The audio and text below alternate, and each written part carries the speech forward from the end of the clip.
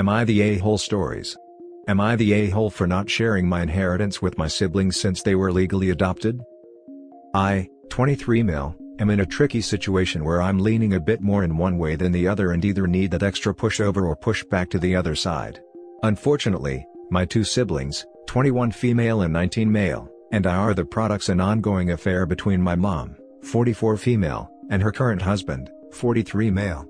Technically, he is my bio dad. We did a DNA test, but legally I am my father's kid, and for the purposes of this story, I will be referring to my legal father as dad while my bio dad will be referred to as stepdad.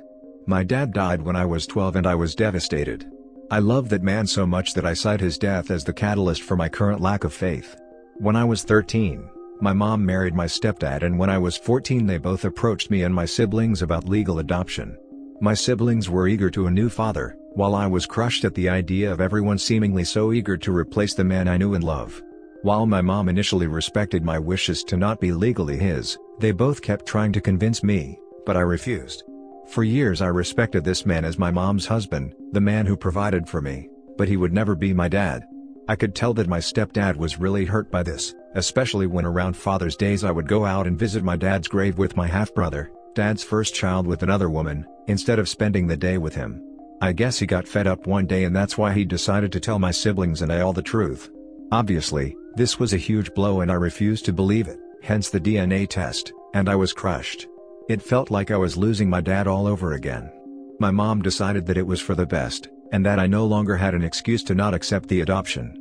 She was wrong and I moved out a week after my high school graduation and went low contact with them. The only ones who seemed to be on my side was my half-brother and, legal, paternal grandparents. They accepted that my siblings were lost to them, but in their eyes, I was still my dad's kid. My younger siblings gave me crap about it for years, and saying that it was weird to spend time with people I had no blood relation to, and that I was being cruel to our biological paternal side.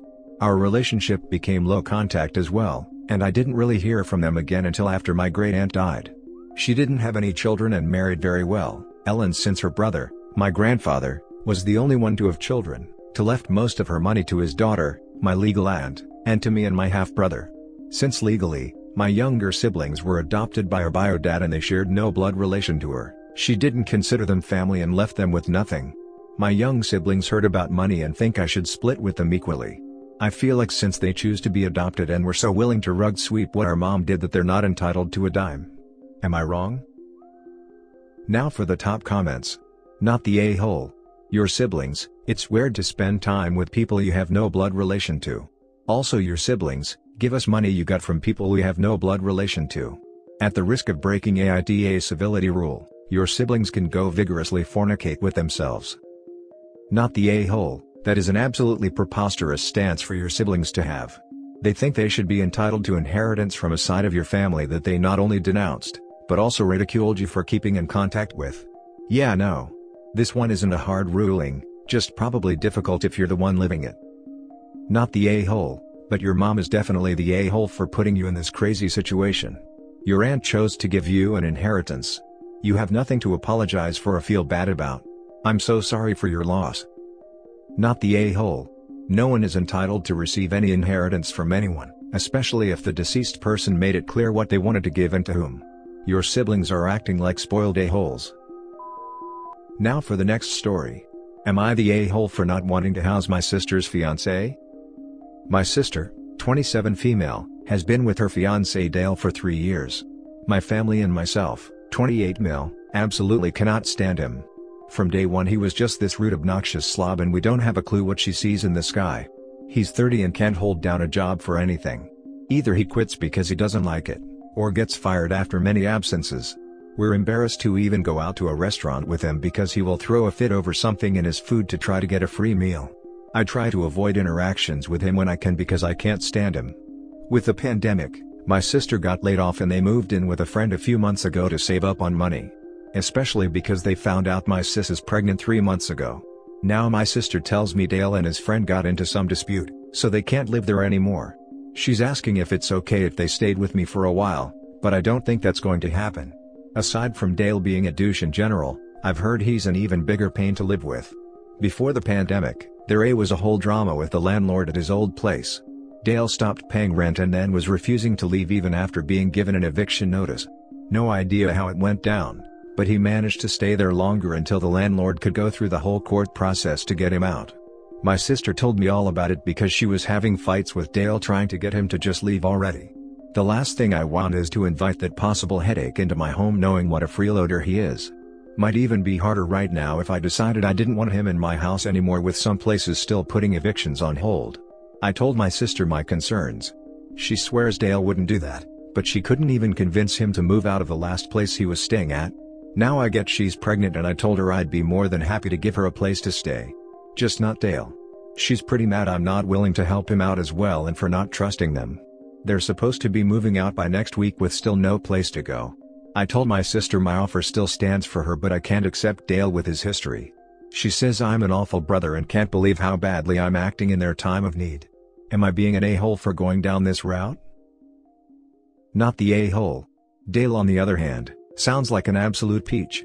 I hate peaches. Dale can't be a peach. See, I like peaches, and I can tell that I wouldn't like Dale. Dale sounds like a tangerine. I hate tangerines. Dale sounds like Swiss cheese. Sour and bitter, and why does anyone put up with him when there are so many better cheeses out there? Not the a-hole. Dale sounds like a piece of work. I think you have the right idea, not letting him into your home. Good on you for offering a place for your sister, but I highly doubt she'll take it. I wish she would. Don't know where they plan to go after this, but she needs an actual place to live before she has her baby. If she does come to stay with you, put it in writing that Dale is not welcome in your home. Otherwise, she'll just let him in at some point and he'll refuse to leave. Make it clear you'll have him removed by the police if necessary if she tries this. You will experience nothing but frustration and abuse if you allow this guy in your home. Don't beat around the bush in regards to not liking or trusting him. Outright say he's clearly untrustworthy, lazy and of poor character, and you will not be responsible for him in any way. Not the a-hole. Do not let this guy live in your home.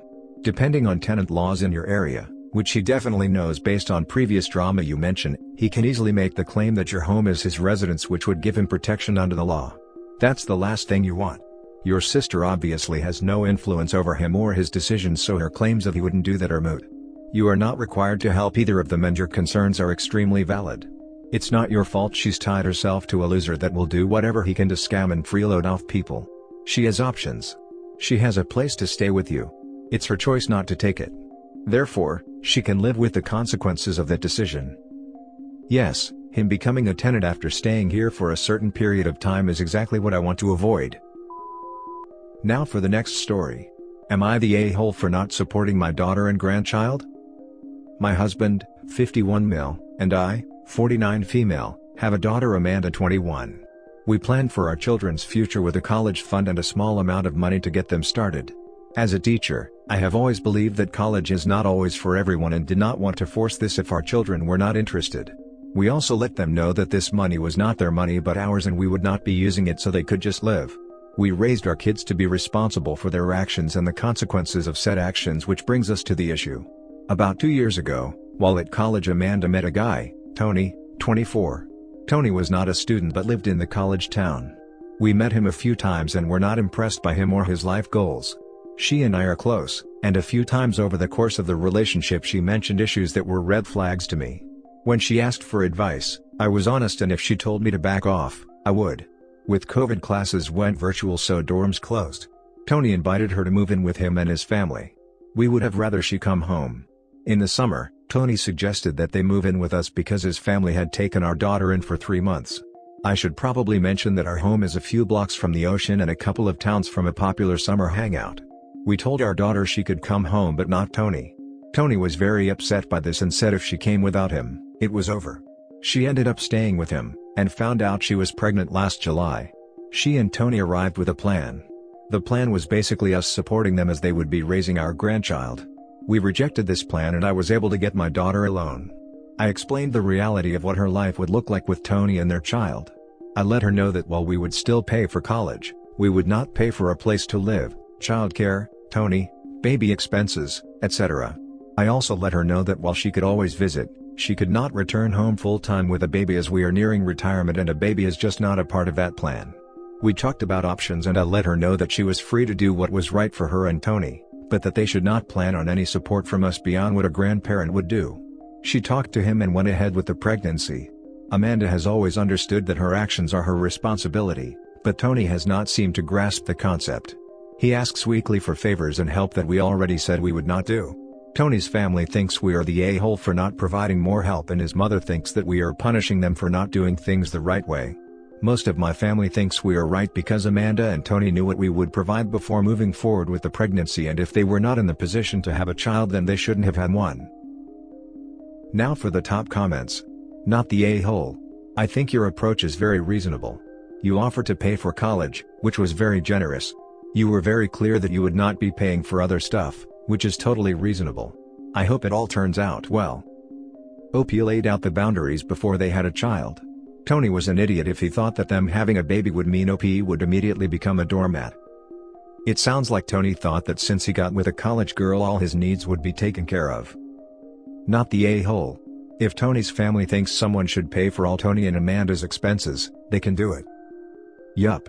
I'd love to know how much Tony's parents are supporting them. Amazing how the lazy broke ones always call the ones with money the a-hole, just because they won't give the lazy broke freeloader money that they worked hard for. Not the a-hole. That's a horrible plan, and Tony does not sound like he has any business having a baby within the next 10 years. Now for the last story. Am I the a-hole for telling my pregnant sister she lazy and is lucky? I'm a 16 male and I have a sister who is 27 that has 2 kids. We are both staying at our mom's house. My mom works all the time just so we can get by, she's a saint. Now my sister is the complete opposite of that, she's staying at this house rent-free and does no chores. Since she doesn't do chores and mom works all the time, so I do the chores, yard work and take care of her plants.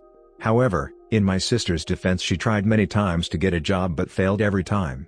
Now my sister is so lazy she can't even watch her 2 kids, so on top of all the work I do already, I babysit her kids. All she does is sit in our guest bedroom, next to my room, and sit on her phone all day.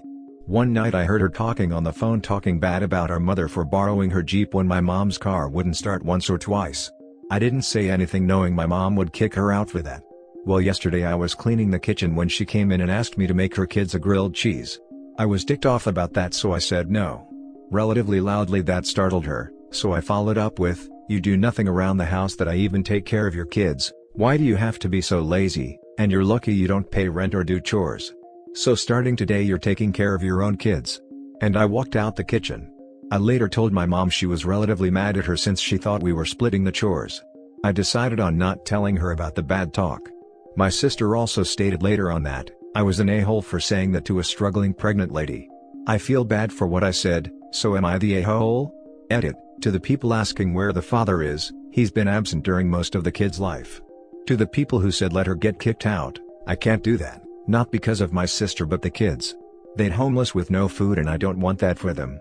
Also, I read some comments about mental health issues, so I talked to my school counselor, who is currently registering us in family therapy. Not the a-hole. That is entitlement and a woman child. Pregnant or not, the responsibility of watching her kid should be no one else's besides her. I would like to correct you to say that the responsibility of watching children falls on the parents. Unless she is birthing Jesuses, there's a father, or fathers, involved. What's the deal there? Not the a-hole. Why is she even having more kids if she's not interested in taking care of the ones she already has? You are not the a-hole. It's good to set boundaries and stick to them. It sounds like your mom is on your side. More kids means more money from Social Security.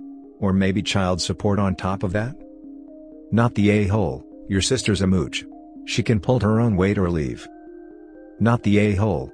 I can't say much on my part, but it seems like she is taking advantage of things around the house. She is pregnant, but that doesn't exclude her from her job. You are 16 years old and I don't blame you for being mad. I say you settle it with a talk with your family. Whether you choose to tell specific details or not, it seems as though having a talk with your family about the situation might help. I'm just inputting my opinion and I hope you know that I may or may not be right and to consider the possibilities of the situations before acting. Good luck. And that's it for this video, guys. If you have thoughts to share, leave a comment below. Don't forget to hit like and subscribe if you like this content. I'll catch you in the next one. Good day everyone.